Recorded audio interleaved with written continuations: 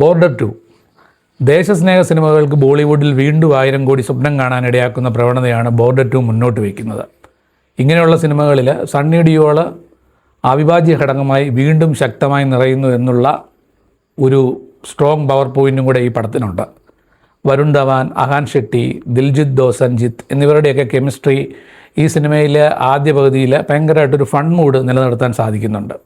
അതുപോലെ തന്നെ ഈ സിനിമയിലെ പ്രണയവും വിരഹവും ഒക്കെ കൃത്യമായിട്ട് കണക്ട് ചെയ്യുന്ന രീതിയിൽ സ്ത്രീ കഥാപാത്രങ്ങളെ അവതരിപ്പിച്ചത് ഈ സിനിമയുടെ ഒരു വലിയ പ്ലസ് പോയിൻ്റാണ്.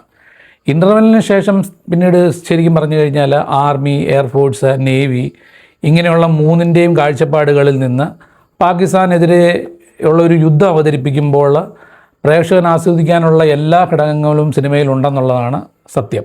കാര്യം അതിങ്ങനെ സിനിമ ഉടനീളം നിറഞ്ഞു നിൽക്കുന്നു എന്നുള്ളതാണ്. അതുപോലെ പഴയ ഗാനങ്ങളുടെ പുതിയ വേർഷനുകളും അവസാന അരമണിക്കൂറിലൊക്കെയുള്ള ഒരു ശക്തമായ യുദ്ധരംഗങ്ങളൊക്കെ ഉണ്ട്. അത് അനുരാഗ് സിംഗിൻ്റെ ബോർഡറിന് തിയേറ്ററിൽ തന്നെ നമുക്ക് ഒരു കാണേണ്ട അനുഭവമാക്കി മാറ്റുന്നു എന്നുള്ളതാണ്.